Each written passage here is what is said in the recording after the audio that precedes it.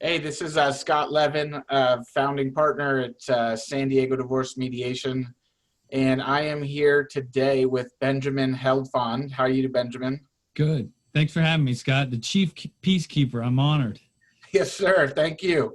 And we've actually become friends. Ben wrote an amazing book called Our Happy Divorce with his ex-wife, and we connected. And if you've watched a recent video that I posted, I just kind of wanted to extend upon that conversation with Ben.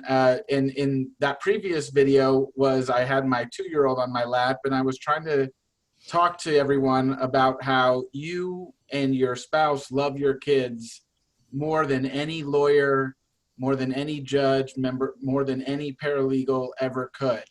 I mean, it's all about what you guys created. And if you have children, but unfortunately things aren't working out and you want to move in a different direction and divorce, there's an alternative path. And Our Happy Divorce, the book, I have it right here.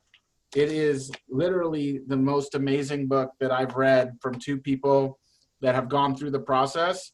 And Ben, thank you for writing it. We've been texting and talking about it. I really commend you and Nikki for that collaboration that you guys put together, not just for the book but for your lives. Well, thank you. And that that's the you nailed it right on the head. It is. I think if you gave everybody a truth serum, right? And they had to tell the truth. And even in the nastiest of divorces, that if you were to ask the other spouse whether the other one loved their children, 9 out of 9 would say that yes, they love their children.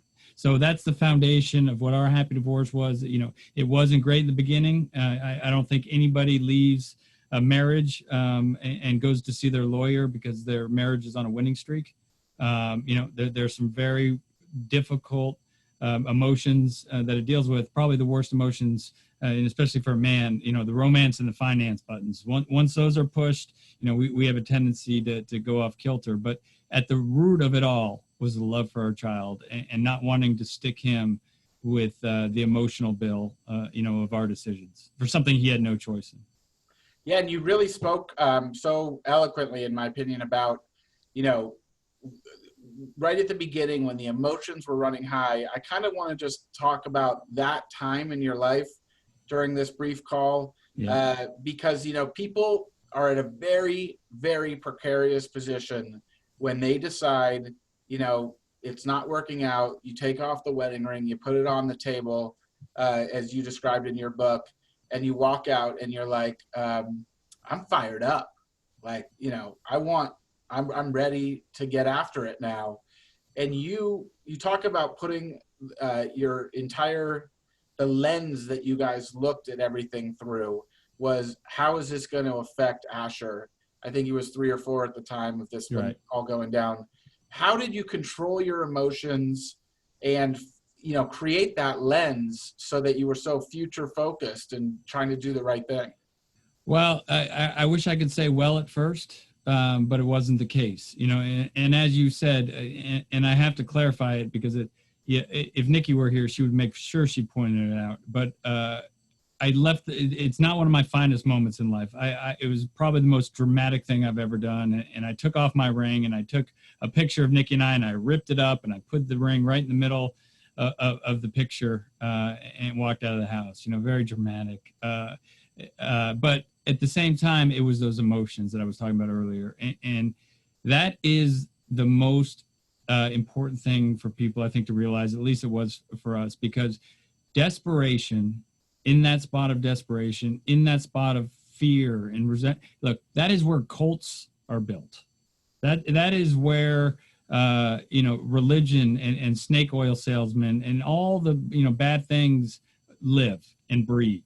And that's because people are so desperate. I was so desperate that the first lawyer I spoke to, I was listening to and what I was going to get and all this stuff. So, when and the other thing is, when you're feeling that way, or at least when I was feeling that way, it's so much easier to point the finger at somebody else, right? It makes your behavior and your actions justifiable to say, oh, it can't be me, it's her. And so for us, or for me, what it took was at a moment after I'd seen this lawyer and after I was going to go out for blood, but I was on a plane, and he had written up this, game plan basically of what and how we were going to go after Nikki. Exactly what I told him I wanted to do. And I got about 2 pages into it, and it was pretty long, but I got about 2 pages into it, and I immediately got honest. And it was the first time I was honest in a long time about the fact that this can't all be Nikki's fault. It was an understanding, not really knowing where it was or how it was going to look, but it was an understanding that it takes 2 to make a relationship, and it takes 2 to break a relationship. So there's no way that this could all be Nikki's fault. Now there are, I just think it's clear to say that there are some caveats to that, the sexual abuse and physical abuse and stuff that's outside our pay grade. But for the most part, in any relationship, there cannot be one villain. So that was the journey, that we took. And the most important thing I think we did, which I think should be mandatory in all 50 states, in every county in this country, is a break from the decision to take a divorce to actually going to even see a lawyer. And I know that's not reasonable, right? But it deals, you hear a lot about never mixing business and feelings, right? Taking emotions out of business. And I might sound apathetic now, but believe me, I'm not. But divorce at the end of the day is a business agreement and a business deal between 2 parties, because you're dealing with assets and you're dealing with, a split of a lot of things. Every bad business deal I've ever been in, every mistake I've made with selling a house, when I look back on it, is because I had emotion into it. I had something tied to it. So Nikki and I took that break in the beginning, and we went our separate ways. And we obviously were still co-parenting our son, but we were working on ourselves, and we were trying to find the answer to that, $64,000 question is, what was my part in the ending of the marriage? And that is what Our Happy Divorce is founded on, accountability, honesty, and forgiveness. Yeah. And when people are in that position where they're just deciding, what to do, and you guys went through what's called a collaborative law process, which is basically, but really what you did was you guys met at Starbucks every week or so, or maybe even more so than that. And you guys really started talking about, well, where do we want to, what do we want this to look like when we look back on this time? Like, what do we want to do for our son? Right. What do we want to do for each other? How do we want this to be? Can you imagine, how much different things would have been if you would have engaged that lawyer and given him or her permission to, file the petition and go at it and fire that missile? Yes. Well, I can't imagine. And that's because I've seen it. Unfortunately I lived it with my parents, which was not a happy divorce. But I've also seen it and heard stories of it, today, and just running into people. Is that at the end of the day, when a high conflict divorce gets done, if it ever gets done, at the end of the day, present company excluded, but the only one that it wins are lawyers. And we look at it too much as wins and losses and us versus them. And Nikki and I didn't have all the resources that are out there today. When we got divorced, as crazy it was 13 years ago, but there was no Facebook, there was no Instagram, there was no social media. There was MySpace, but they didn't have divorce support groups on MySpace or divorce coaches or all the resources today. So we just sort of figured it out. But it's amazing what happened after that moment. That our first meeting at the coffee shop was, I called her to coffee to apologize. Told her I loved her and apologized for what I had done for the ending of the marriage, because I had found my part and it was clear. And the intention was just to clean up my side of the street. I had no idea how she was going to react. I know because she, writes about in the book, she was scared to go in that coffee shop because she didn't know what I was up to or what she was walking into. But after that moment, I wouldn't say it was easier, but it was a little bit simpler, right? Or I'm sorry, it was easier. The concept was easy, but it wasn't simple, right? But then after we had cleaned up our past, then we sort of started talking about lawyers, and we started getting together first to talk about the big picture, right? Without the lawyers, without anybody, my first question to her was, do you have any problem with joint custody, joint 50-50 with Asher? And she said, of course not. And, you're a great father. I want him to be with you as much as possible. And I then in turn obviously said the same thing to her. So at that point I said, okay, all the other stuff I think we can work on. So that was the big picture. And then we said, okay, well, let's start talking about started getting a little lower from that 40,000 foot view. And over, a couple of meetings at a coffee shop, going back to, no, it's not like she didn't have her lawyer and I didn't have my lawyer or my team. But the most important thing is that we were on each other's team, right? It wasn't an us versus them. It was two business people making a business choice and not letting the lawyer sort of get in the middle of that business choice. And before we knew it, we had worked out the whole deal, the whole settlement, and went to the lawyer and said, draw it up. I love that because, in my mediation practice, I have a package, as cheesy as that sounds, of 4 mediation sessions. And people are shocked when I tell them, 85% of my clients are done, signed an agreement. I'm dealing with people in Southern California. Some of my clients are worth millions. Some of them are single income. And you know what? That single income, military family is oftentimes harder to work with because there's such a small pie to be divided. But now we live in San Diego, where everything's so expensive. Right. But you can do it in 4 or 5 weeks and be future focused and move forward and live your best lives and still co-parent. And, but also something else I love that you said was, it's not easy work. It's not easy work in mediation, or if you guys out there are going to try to do what Ben and Nikki did, which is kind of come to the terms by themselves and then bring in the experts to kind of help guide them from there. But it's not easy work in mediation, where I work with both parties and we form a team. And basically we're on team us, and on the other side are the issues and problems of divorce. Right. And but it's fulfilling work. And I don't want to, Ben and Nikki have done a lot of podcasts, and they have a great website. Is it ourhappydivorce.com? It is. So I think everybody, please buy this book. I've been in this industry 20 years. Here, I'll take the cover off real quick. But, if you look through my copy of the book, I don't know if you'll be able to see it. It doesn't look like you can, but I highlighted it, huh? I highlighted the hell out of this book. That's awesome. So, it's an amazing book. I cannot recommend it more. Our Happy Divorce. Check it out. And if only 10% of the people could do, what Benjamin and Nikki did for their son Asher and their own futures. Well, and that's the deal right there. And it's not like we're convinced, and this is why we wrote the book and decided to do it. Or actually, I finally convinced Nikki to do it, because I was never going to do this project without Nikki, right? Because just like it takes two. To ruin a relationship, it takes two to make it. We would not have the relationship we have today if Nikki, and I weren't partners in this whole deal. So it only made sense for her to join me on the journey of writing the book.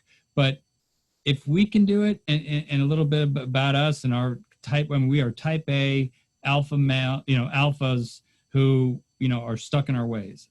And somehow we got this thing right. So your number 10%, I think if everybody were just willing to take a break in the beginning and work, there's so many great coaches, right? And look for alternatives like mediation. I think the secret, the secret sauce, the future of better outcomes for divorce is within coaching and mediation. And it's, I just a side note I just learned, which makes so much sense, is that family law isn't part of the Constitution. It doesn't say anywhere that, it's just because, during the women's rights era that they were starting to get divorced, and they were so backlogged that chief judges, started, get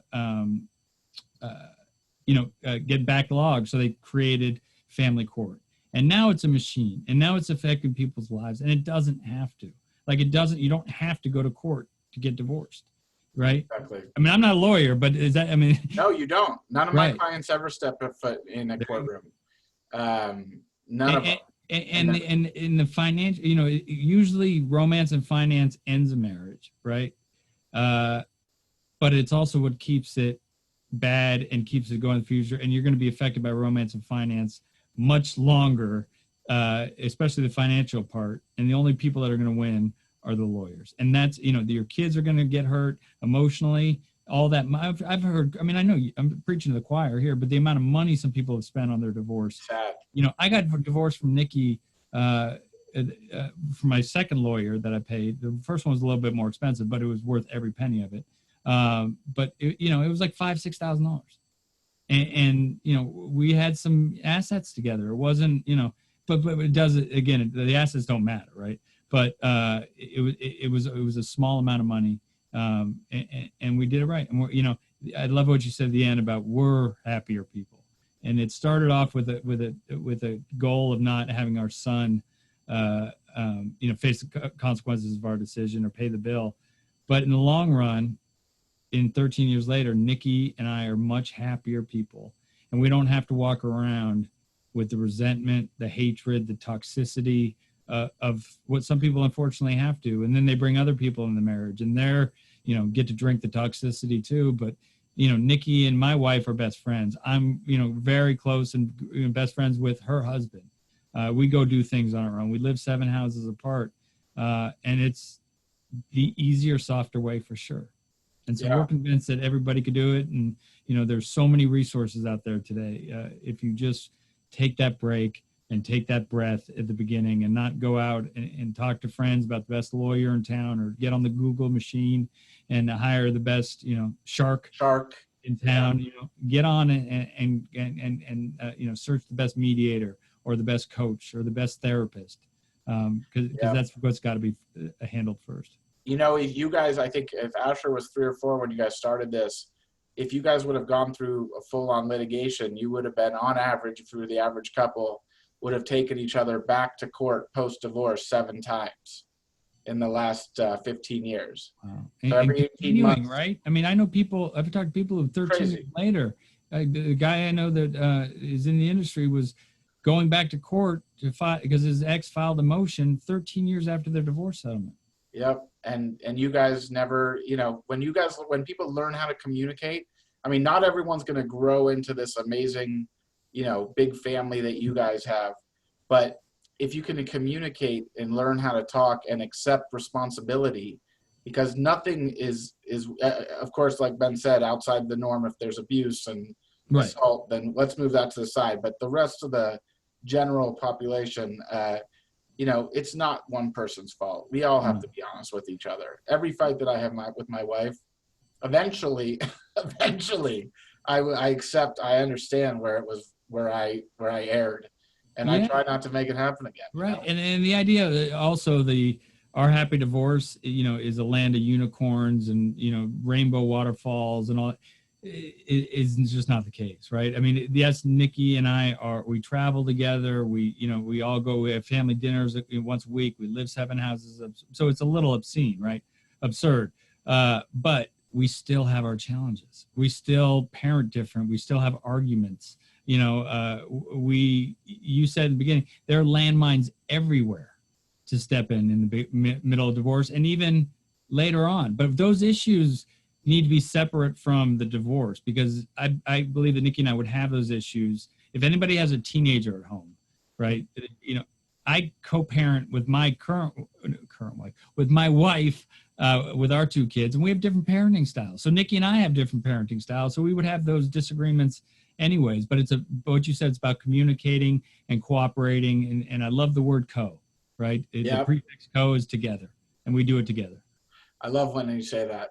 Well, listen, Our Happy Divorce, please go to ourhappydivorce.com. Reach out if you need help. I'm sure there's an email link there. I know that's everything on social media, Our Happy Divorce, you know, drop us DM. And if you want to talk, this isn't, you know, we're not coaches. We're not lawyers. And we didn't stay at a Holiday Inn Express. But you're better than all those other people. Right. But if you have any questions or need any advice or feel stuck, please feel free to reach out to us. Well, thanks a lot, everyone, for tuning in.